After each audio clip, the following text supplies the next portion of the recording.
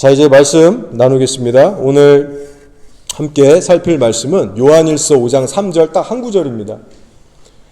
그의 계명들은 무거운 것이 아니로다 라는 주제로 하나님의 말씀 선포하겠습니다. 우리 한 구절이니까 함께 봉독하시겠습니다. 시작. 하나님을 사랑하는 것은 이것이니 우리가 그의 계명들을 지키는 것이라. 그의 계명들은 무거운 것이 아니로다. 아멘. 네, 요한 1, 2, 3서를 여러분이 전에 읽어보신 적이 다 있으실 거라고 생각합니다. 페이지 수가 그리 많지 않아요. 이 세 개의 책을 다 합쳐봐야 약 한 7챕터로 구성되어 있는 아주 짧은 책입니다. 그리고 보시면 그 문체도 되게 단순하고요, 복잡하지 않아요. 내용도 뭐 해석하기 그렇게 막 어렵거나 복잡하지 않습니다. 자, 그런데 말씀들 가운데 덜어는 상당히 임팩트가 있다고 할까요? 혹은 우리의 이제 고개를 기우뚱거리게 만드는 좀 그런 구절들이 있습니다. 예를 들면 요한일서 3장 6절에 이런 말씀이 있는데 한번 들어보세요.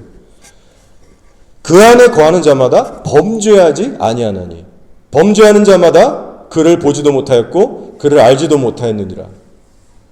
자, 비슷한 구절이 3장 9절에 또 나와요. 하나님께로부터 난 자마다 죄를 짓지 아니하나니 이는 하나님의 씨가 그의 속에 거하며 그도 범죄하지 못하는 것은 하나님께로부터 났습니다.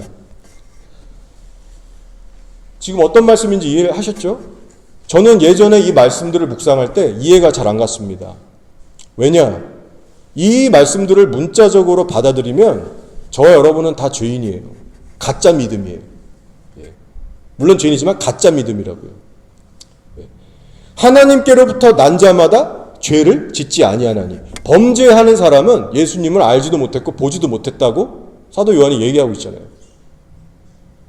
자, 생각해 보세요. 우리의 현실을. 어떻게 우리가 죄를 아예 안 지을 수가 있습니까?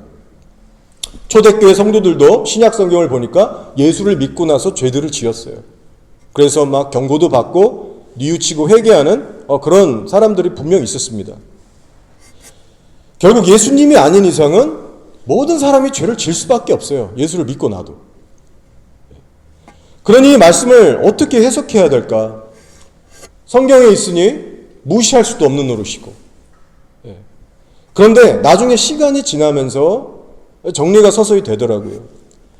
이 말씀은 성도가 죄를 아예 하나도 안 짓는다는 그런 말이 아니라 육신이 연약해서 죄를 짓고 넘어질 때에 마치 다윗이 그랬던 것처럼 하나님 앞에 전심으로 회개하면서 그 죄에서 돌이키는 삶.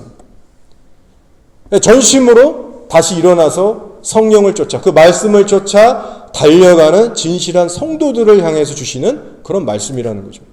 정리가 되더라고요. 자, 그런 차원에서 오늘 말씀도 보시면 지혜롭게 분별해 볼 필요가 있는 그런 부분이 포함되어 있습니다. 오늘 본문 말씀은 이제 한 구절만 제가 나누려고 하는데요. 요한일서 5장 3절을 제가 한번 다시 읽어보겠습니다.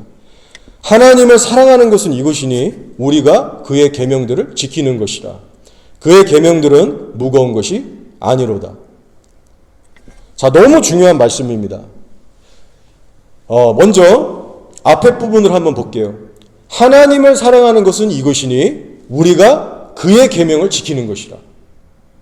자, 지금 이 부분까지의 말씀은 뭐 해석이 어렵다거나 적용하기 어려운 부분이 아닙니다. 어떤 말씀이에요? 사람이 정말 하나님을 사랑하게 되면 그 증거가 어떻게 나타났냐? 하나님의 계명들을 지킬 것이다. 하나님을 사랑하는 사람은 그분의 말씀에 순종하게 된다는 심플한 진리입니다. 정말 단순한 말씀이면서 사람의 정곡을 정확하게 찌르고 있는 말씀이에요. 자, 여러분은 여러분의 자녀를 사랑하시나요? 당연히 사랑하실 겁니다. 그러면 자녀를 사랑한다는 증거가 어떻게 나타나요? 심적으로만이 아니라 행동으로 나타나는 그 외적인 증거들이 있을 겁니다. 예를 들면 자녀들을 먹이고 입히고 아프면 병원도 데려다주고 표정이 시무룩해 있으면 신경도 써주고 그렇게 물심양면으로 신경 써서 섬기게 되죠. 돌보게 되죠. 그렇게 분명한 증거가 나타난다는 겁니다. 마찬가지로 우리의 창조주 되시고 구원자 되시고 절대 심판자 되신 하나님을 우리가 정말 사랑하게 되면 우리 안에 뭐가 있어요? 내적 증거가 생기고 이어지는 외적 증거들로도 나타나야 한다는 거예요. 하나님을 사랑하고 경외하는 마음이 내 안에 반드시 있어야 되고 외적으로는 순종과 섬김으로 이어져야 된다는 겁니다. 예수님께서도 친 이렇게 말씀하셨어요. 나의 계명을 지키는 자라야 나를 사랑하는 자니 나를 사랑하는 자는 내 아버지께 사랑을 받을 것이요 나도 그를 사랑하여 그에게 나를 나타내리라. 요한복음 14장 21절 말씀입니다. 자, 정리하면요. 하나님을 정말 사랑하는 사람은 그분의 말씀에 순종하게 돼 있다. 그리고 예수님께서는 이걸 뒤집어서도 얘기하시는 거예요. 하나님의 말씀에 순종하는 자라야 하나님을 사랑하는 자다. 앞뒤 바꿔서 말해도 그 의미는 같아요. 결론은 같아요. 이 시간 이 분명한 말씀 앞에 우리들의 신앙을 한번 점검해 봤으면 좋겠습니다. 현재 여러분의 삶에 말씀에 대한 순종이 있다면 여러분의 믿음은 진짜일 거예요. 완벽하지 않아도 넘어져도 계속 일어나서 순종하는 삶의 흔적과 열매들이 있다면 여러분은 예수님을 진실하게 사랑하는 성도분이실 겁니다. 이 땅에서 사는 날 동안 항상 그렇게 살아가시길 축복해요. 하지만 여러분 가운데 순종이 전혀 없는 분이 계시다면 이 시간 분명히 깨달으셔야 합니다. 여러분은 지금 예수님을 진실로 사랑하고 있는 것이 아니에요. 너의 삶에 순종은 없지만 그래도 교회에 나오니 내가 너의 신앙을 인정해 줄게. 순종은 너의 삶에 없지만 신앙 고백은 바로 했으니 내가 인정해 줄게. 그런 말은 성경 어디에도 나오지 않습니다. 구약시대도 마찬가지고 초대교회 시절만 봐도 순종 없이 교회만 다닌다. 예배는 드리지만 삶은 세상적이다. 여러분, 이스라엘과 교회 내에 있어서 매우 심각한 문제로 여겨졌습니다. 사람이 입술로는 예수님을 주라고 고백하고 교회도 나오지만 삶에서의 실제 모습에 순종이 없다. 지금 그 사람의 삶이 그러면 어떻다는 거죠? 성령이 아니라 육신에 이끌려서 죄 가운데 살고 있다는 말이에요. 그런 사람은 구원받지 못합니다. 교회 건물 안에 속해 있다고 해서 하나님의 진노를 피해갈 수 있나요? 그렇지 않아요. 내게 주여 주여 한다고 천국 가는 게 아니라 하늘에 계신 아버지의 뜻대로 행하는 자라야 들어가리라. 예수님이 인정해 주시는 믿음은 예수님을 사랑함으로 그분의 계명을 지키는 믿음입니다. 근데 오늘날 많은 성도분들이 이런 나이브한 생각을 갖고 있어요.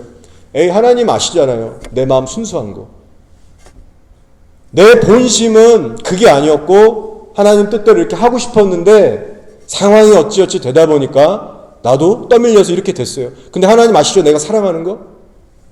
나 그럴 사람 아닌 거 아시죠? 여러분, 이런 거 안 통한다는 거예요. 자기는 꽤 순수한 믿음을 갖고 있다고 생각하는데 한평생 살아온 삶의 흔적을 돌아보면 행함은 없는 거예요. 여러분, 이런 신앙은 대단히 위험합니다. 여러분, 성경에서 가장 중요하게 다루고 있는 핵심 주제이자 키워드가 순종이에요. 따라서 여러분 가운데 내 삶에는 순종이 전혀 없는 것 같아요. 솔직히 세상 사느라 정신없고 바빠서 말씀 보는 것도 관심 없고 솔직히 예수님도 난 사랑하지 않는 것 같아. 그냥 교회만 다니는 것 같아. 혹시 그런 분이 계시다면 오늘 이 말씀을 가볍게 흘려듣지 마시기 바랍니다. 더 늦기 전에 회개하시고 그분과의 관계를 속히 회복하셔야 합니다. 순종의 삶으로 준비하셔서 천국 들어갈 준비를 하셔야 돼요. 전도서 7장 2절입니다. 잘 들어보세요. 초상집에 가는 것이 잔치집에 가는 것보다 나으니 모든 사람의 끝이 이와 같이 됩니다. 산자는 이것을 그의 마음에 둘지어다 라고 했어요. 정신없이 살아가는 오늘날 현대 그리스도인들은 이 말씀 앞에 자신을 살펴봐야 합니다. 우리가 정신없이 살면서 종종 잊고 사는 현실이에요. 어떤 현실이죠? 피해갈 수 없는 죽음이 우리 모두에게 다가오고 있다는 거예요. 초상을 당하는 일이 남의 일이 아니라 바로 당신에게도 다가오고 있다. 이것을 마음에 두고 잊지 말고 하루하루를 살아라. 하나님이 오늘 저녁에라도 우리를 부르시면 이 땅의 모든 것들을 내려놓고 우리의 영혼 딸랑 하나가, 그 영혼만이 하나님의 심판대 앞에 서게 됩니다. 여러분, 그날을 위해서 하루하루를 어떻게 지금 준비하고 계세요? 시편 119편 56절 말씀입니다. 내 소유는 이것이니 곧 주의 법도들을 지킨 것이니이다 했어요. 자, 사람이 수명을 다해서 이 땅을 떠날 때, 즉 저 영계에 갈 때 하나님 앞까지 들고 갈 수 있는 유일한 것 하나가 있는데, 그것은 바로 말씀에 대한 순종입니다. 내 소유는 이것이니 곧 주의 법도들을 지킨 것이니이다. 여러분의 영혼이 하나님 앞에 섰을 때 유일하게 내놓을 수 있는 것이 말씀에 순종했던 여러분의 실제 삶이라는 거예요. 그렇게 땅에서 하늘로 가져갈 건 순종밖에 없다는 거예요. 이것이 내 소유다. 여러분이 이 말씀을 정말 진리라고 믿으신다면 그날을 후회 없이 잘 준비하시기를 바랍니다. 내가 지금 예수님을 얼마나 사랑하고 있는지, 그래서 실제 내 삶에 순종이 있는지, 당장 내일이라도 하나님이 부르신다면 나는 준비되어 있는 상태인지, 이것보다 중요한 질문은 없는 거예요. 모든 사람의 끝이 이와 같이 됨이라 산자는 이것을 그의 마음에 둘지어다. 이 전도서의 말씀을 기억하시면서 후회 없는 삶으로 아름답게 준비되시기를 축복합니다. 자, 이제 요한일서 5장 3절의 끝부분을 한번 보겠습니다. 자, 한번 다시 읽어보겠습니다. 하나님을 사랑하는 것은 이것이니 우리가 그의 계명들을 지키는 것이라. 자, 그리고 나서 이어지는 말씀이 뭐예요? 그의 계명들은 무거운 것이 아니로다. 여러분, 이 진리의 말씀에 의하면 하나님의 계명들, 즉 말씀은 무거운 것이 아니래요. 그럼 이 말은 어떤 뜻이 담겨져 있을까요? 말씀이 무겁다는 것은 그만큼 순종하기가 어렵고 벅차다는 의미가 있습니다. 근데 사도 요한이 하는 말은 뭐예요? 하나님의 계명은 무거운 게 아니야. 자신감에 차서 얘기하고 있어요. 말씀에 순종하는 일은 번거롭거나 어려운 일이 아니고 얼마든지 우리가 자연스럽고 쉽고 충분히 감당할 수 있는 일이야. 근데 여러분, 이 말씀을 들으실 때 솔직히 어떠세요? 아, 정말 그런가? 하나님의 말씀이 정말 안 무거워? 순종이 그렇게 쉬웠나? 반신반의하시는 분도 계실 겁니다. 제가 설교의 시작에서 예를 드렸었죠. 하나님께로부터 난 자마다 죄를 짓지 아니하나니 이는 하나님의 씨가 그 속에 거하며 그도 범죄하지 못하는 것은 하나님께로부터 났습니다. 그래서 제가 난감했다고 했어요. 제 과거에. 아니, 죄 안 짓는 성도가 어디 있다고, 이 말씀을 도대체 어떻게 해석해야 되나? 사도회는 왜 이렇게 극단적으로 말씀하시나? 참 어렵다. 그래서 제가 그 말씀의 본 의미는 나중에 깨닫게 되면서 이러한 의미다라고 제가 이제 설명을 드렸었습니다. 자, 근데 지금 이 구절도 보조 설명이 좀 필요한 케이스입니다. 그의 계명들은 무거운 것이 아니로다. 분명 이 말씀 자체는 100% 진리의 말씀이에요. 거짓도 없고 과장도 없어요.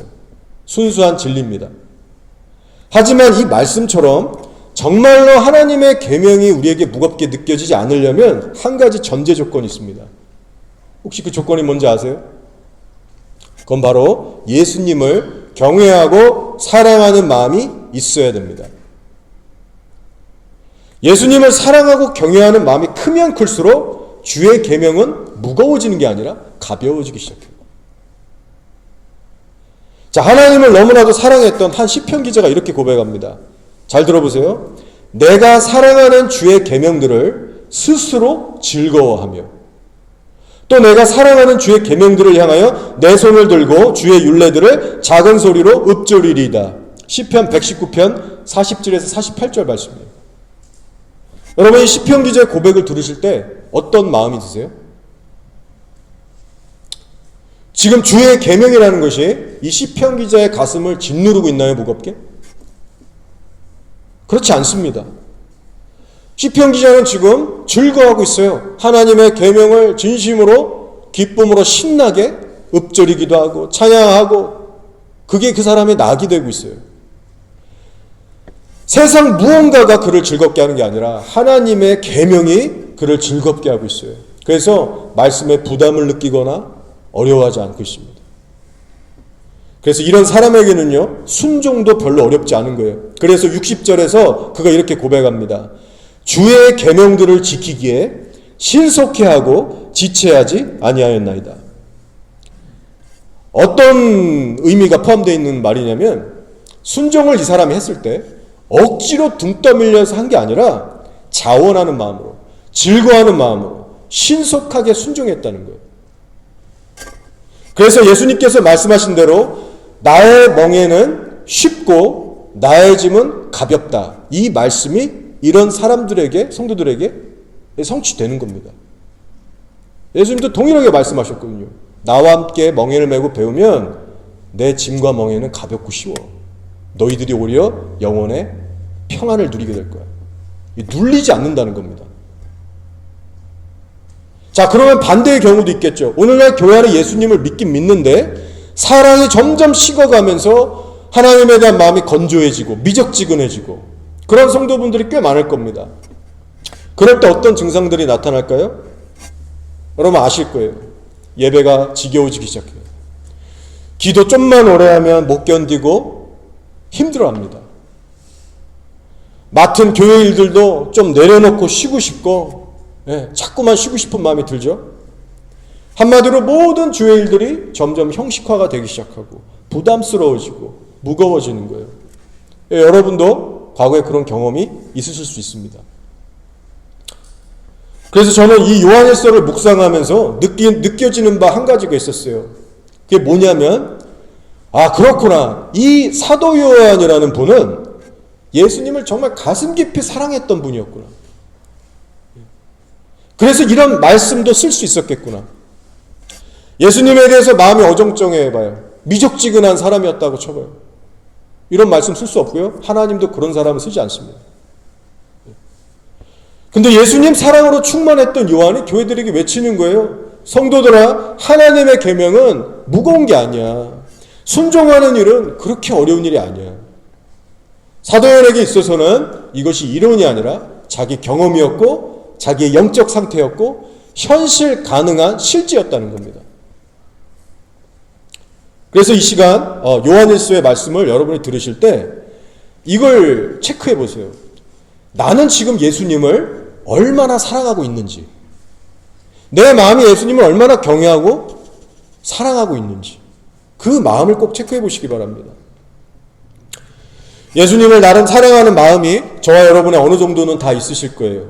그러나 이 가운데 이 정도로 예수님 사랑하면 됐지 뭘 이 이상을 하라고 하나. 아, 나는 이 정도면 충분하다고 생각해. 하나님께 순종하는 일이 나한테 너무 쉬워. 어렵지 않아. 난 나름대로 지금 이 상태로 만족해. 혹시 이런 분 계신가요? 한 사람도 안 계실 거예요. 여러분, 하나님께서 왜 요한일서에 이런 말씀을 우리에게 주셨을까? 그걸 한번 생각해 볼 때 하나님의 뜻은 분명합니다. 그것은 하나님을 사랑하고 경외하는 마음에 대해서 우리는 계속해서 자라나가야 한다는 메시지가 담겨져 있는 거예요. 그 마음이 자라나는 가운데 너희들의 순종도 점점 쉬워지고 점점 더 기쁘고 즐거워질 거야.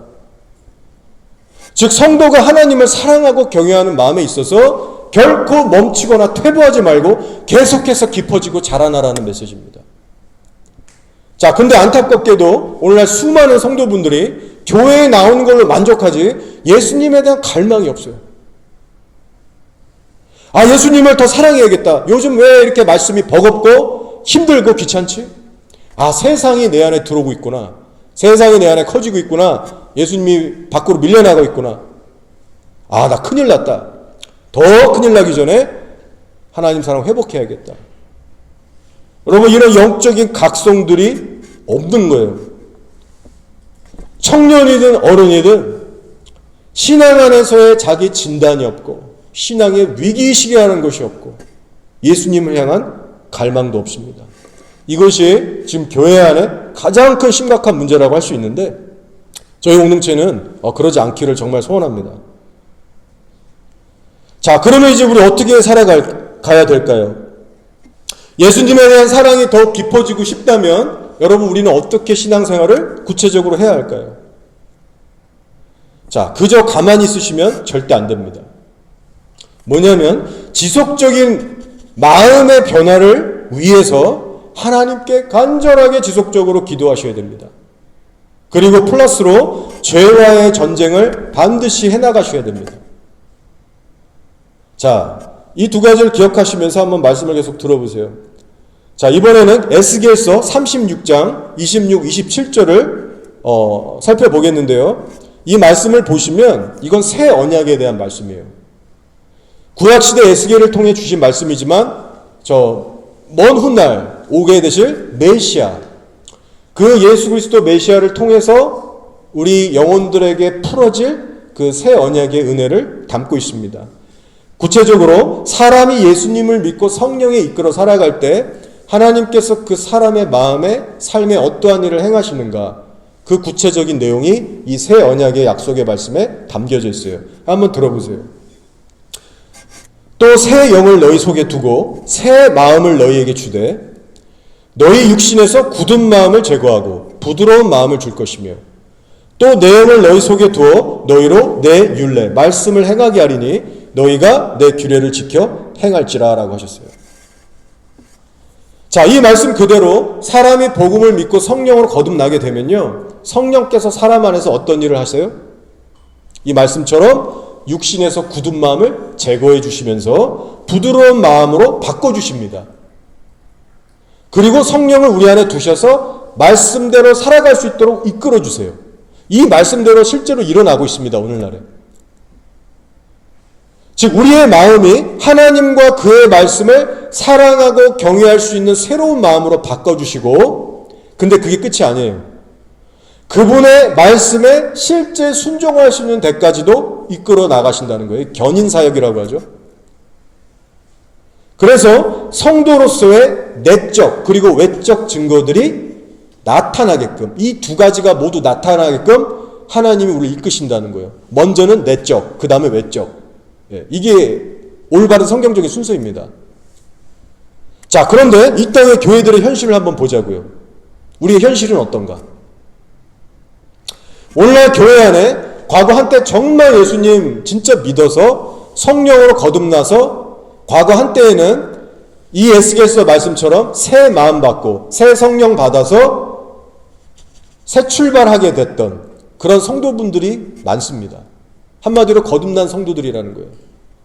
자, 그런데 시간이 지나요. 점점 세월이 흘러가요. 그리고 어느 순간 그들을 보면 많은 경우에 돌처럼 마음이 딱딱하게 굳어져가는 성도분들이 있어요. 그래서 툭하면 사역자들과 싸우고 성도들끼리 싸우고 맨날 말썽만 피고 죄 짓는 사람들이 반드시 분명히 있습니다. 더러면 교회를 떠나기도 해요. 세상으로 다시 돌아가서 죄 가운데 살기도 합니다. 여러분, 이런 일들이 왜 발생할까요? 제가 설명한 대로 에스겔서 이 새 언약의 말씀, 이 은혜, 능력을 한때 맛봤던 사람들이에요. 새 마음을 받고 성령을 따라 살아봤던 그런 사람들입니다. 그런데 왜 시간이 지날수록 이 에스겔서의 약속의 말씀 정반대로 나아가냐고요. 왜 갈수록 마음이 더 돌처럼 딱딱해지고 어두워지고 하나님 사랑하는 마음, 경외하는 마음 왜 다 잃어버리냐고요. 간단한 이유입니다. 이들은 하나님이 미워하시는 죄들에 대해서 싸움을 그친 거예요. 어느 순간.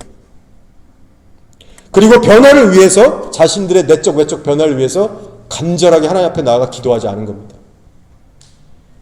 즉 성도 쪽에서 해야 될 신앙의 의무와 책임을 저버린 거예요. 그렇기 때문에 성화라는 것이 일어날 수가 없게 된 겁니다. 자, 이 부분에 대해서 말씀들을 좀 더 살펴볼게요. 에베소서 4장 22, 24절에서 사도 바울이 이렇게 말씀하고 있습니다. 잘 들어보세요. 너희는 유혹의 욕심을 따라 썩어져가는 구습을 따르는 옛사람을 벗어버리고 오직 너희의 심령이 새롭게 되어 하나님을 따라 의와 진리의 거룩함으로 지으심을 받은 새 사람을 입으라라고 말씀하고 있어요. 자, 지금 이 말씀을 주고 있는, 그 말씀을 받고 있는 대상이 누구냐면 성령으로 거듭나지 못한 세상 불신자들이 아니라 그 로마 가운데 있었던 성령으로 거듭난 교회들에게 주는 말씀입니다. 너의 심령이 새롭게 돼서 새 사람으로 살아가려면 먼저 뭘 하라고 얘기하고 있어요? 유혹의 욕심을 따르는 옛사람을 벗어버려라. 이것이 할 일이라는 거예요. 자, 여기서 오직 너의 심령이 새롭게 되어 라고 할 때 원어 시제를 보시면요, 현재입니다. 현재, 프레젠트예요. 과거형이 아니라 현재예요. 현재. 그러니까 이건 무슨 말이냐면 우리가 예수님을 처음 믿었을 당시에 성령을 통해서 새 마음을 받잖아요. 그런데 그 과거에 어느 한 날에 새 마음을 받았다고, 한 번 받았다고 끝이 아니라, 그걸로 된 게 아니라 그 후로도 계속해서 성령 안에서 새로운 마음으로 변화를 계속해서 받아가야 한다는 말씀인 거예요. 즉 과거형으로 단회적인 사건으로 끝나는 게 아니라 현재 진행형적인 변화를 이루어가야 한다. 바울은 지금 그걸 얘기하고 있는 거예요. 자, 근데 그러기 위해서 뭘 해야 한다고요? 유혹의 욕심을 따르는 옛사람을 벗어버려라. 즉 성령 안에서 성도의 마음이 멈추지 않고 새롭게 돼야 하는데 그 일을 위해서는 반드시 너희 성도들 쪽에서도 옛사람을 벗어버리고 그것과 싸우면서 살아야 한다는 거예요. 날마다 여러분 안에 있는 이 죄성이 올라올 때 그것을 저항하면서 실제 여러분의 삶의 영역들에서 죄와 싸우고 버리고 회개하면서 하나님의 말씀에 순종하는 날마다의 결단과 의지와 순종으로 나아가셔야 된다는 거예요. 바울이 이걸 얘기하고 있는 겁니다. 그래서 이 부분은 성령님께만 맡기면서 성령님이 다 알아서 하세요. 난 믿으니까 알아서 하세요. 우리 두 팔 다 뻗고 그냥 수동적으로 가만히 있으면 안 된다라는 거예요. 그렇게 할 수 있는 영역이 아닙니다. 성령을 의지하되 우리 쪽에서도 힘써 노력해서 옛사람을 계속해서 벗어버려야 됩니다. 만약 그 일을 안 하면 어떻게 될까요? 우리의 마음은 시간이 갈수록 돌짝밭이 되고 가시떨기밭이 되고 죄의 잡초밭이 되는 거예요. 그런데 어떻게 내면의 변화를 기대할 수가 있겠어요?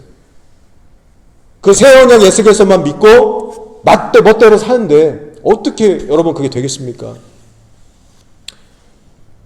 자, 그래서 로마서 12장 2절에도 똑같은 메시지를 주고 있는데 지금 표현만 좀 달라요. 단어만. 자, 한번 들어보세요. 바울이 이렇게 얘기합니다. 너희는 이 세대를 본받지 말고 오직 마음을 새롭게 함으로 변화를 받아 하나님의 선하시고 기뻐하시고 온전하신 뜻이 무엇인지 분별하도록 하라. 많이 들어본 말씀이시죠?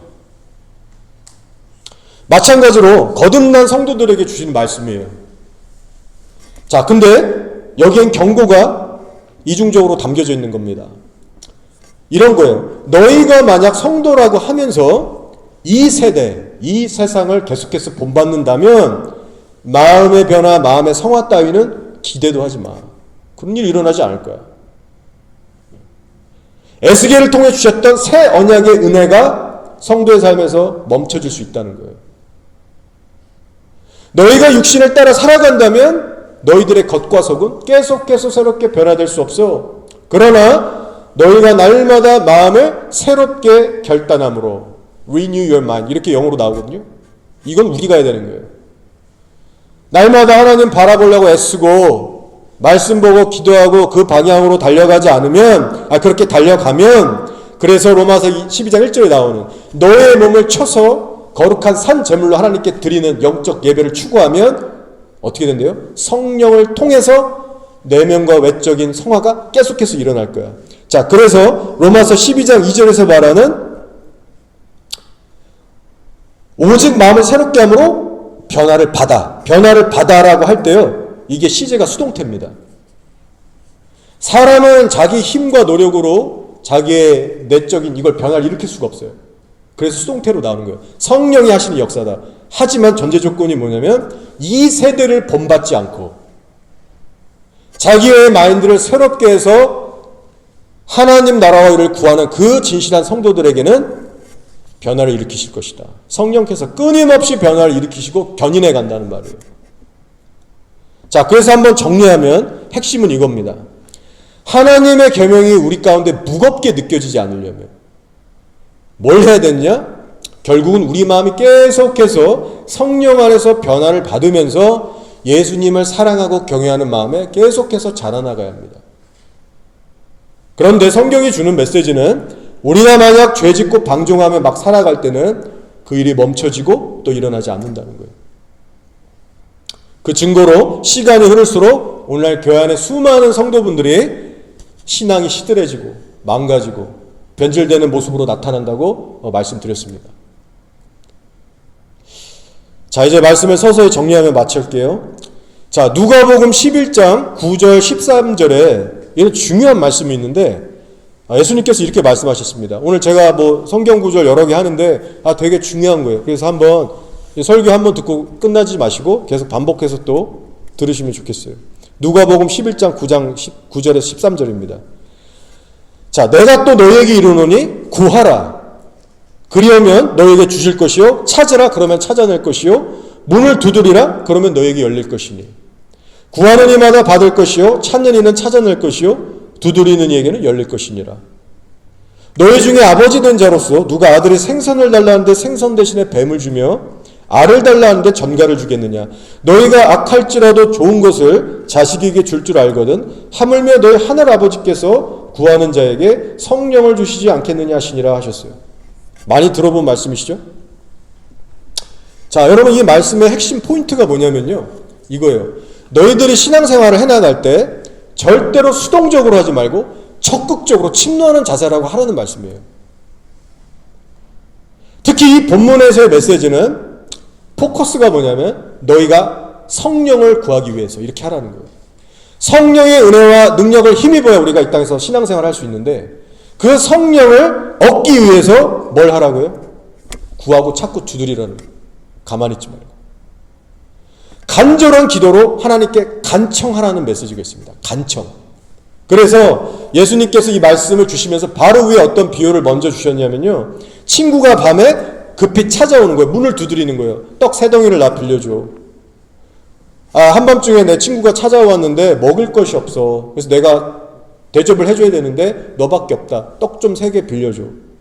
그랬더니 이 친구가 눈을 비비면서 한밤중이니까 나 괴롭히지 마. 아이들하고 나 지금 다 자고 있는 거 안 보이냐? 안 된다라고 거절을 했는데 그때 예수님이 하시는 말씀이 이거예요.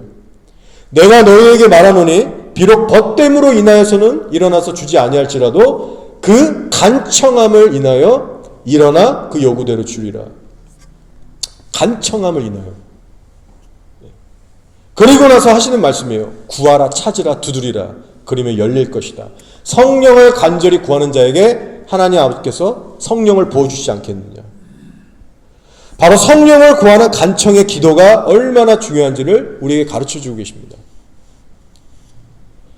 그래서 우리가 성령을 구해야 하는 궁극적인 이유는 뭐냐면 단순히 은사받고 능력받으려고 방언잘하려고 질병 치유받으려고 아닙니다. 제가 지금까지 말씀드렸듯이 예수님을 사랑하고 경외하는 마음으로 변화받기 위해서입니다. 그래야 우리가 신앙생활을 좁은 길을 걸어갈 수 있기 때문에.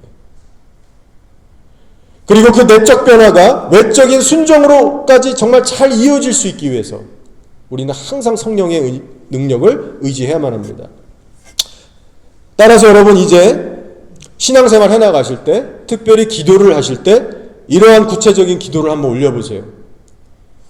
하나님 내 마음이 세상의 육신의 정욕과 안목의 정욕, 이생의 자랑으로부터 날마다 온전히 죽어지게 하옵소서.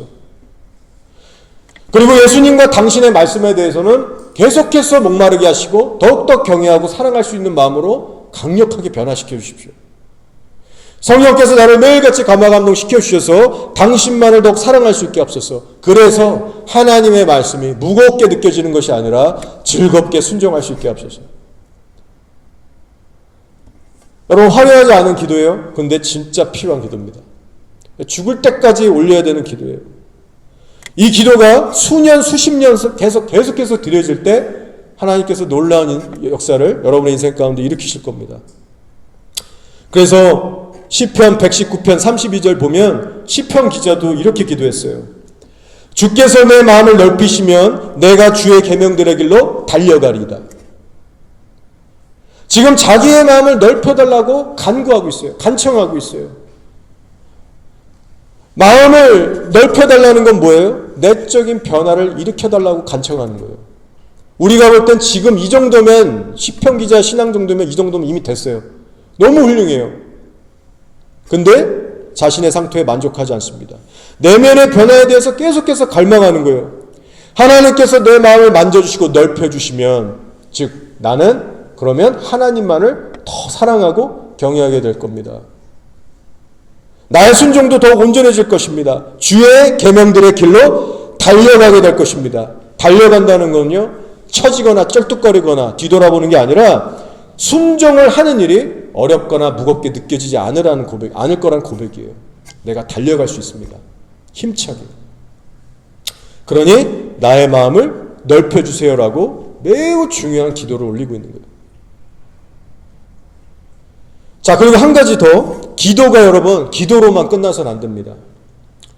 아까 제가 핵심 이것도 얘기했는데요. 기도를 하면서 우리가 반드시 병행해야 될 일이 뭐냐면 하나님이 싫어할 만한 죄들을 회개하고 처리하는 일입니다. 너무 중요해요. 하나님께서 여러분에게 알려주시고 계속해서 깨닫게 하시고 찌르시는 그 죄들에 대해서 여러분 어물쩍 넘어가시면 안 됩니다. 아무리 기도를 열심히 해도 죄와의 전쟁을 하지 않는 사람은 예수님을 사랑하고 경외하는 마음에 결코 자라날 수가 없어요. 이 뭐 매직도 아니고 그렇게 되지 않습니다. 왜 그래요?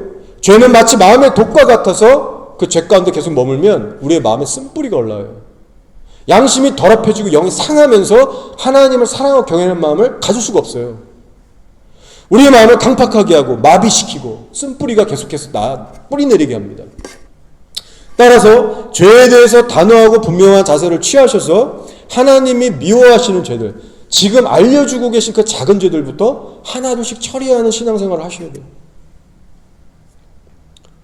마지막으로 한 가지 더 있습니다. 뭐냐면 하나님이 기뻐하실 만한 일들에 대해서 적극적으로 행하셔야 된다는 거예요. 하나님을 위해서 그리고 이웃을 위해서, 그것이 봉사, 섬긴, 전도, 예배 뭐가 됐든지 마음의 열정이 별로 없더라도 행동으로 옮기는 것이 중요해요.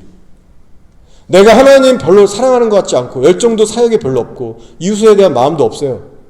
그렇지만 하나님이 이걸 기뻐하시겠다 말씀으로 내가 확인했으면 그대로 한번 밀고 나가는 거예요. 해보는 거예요.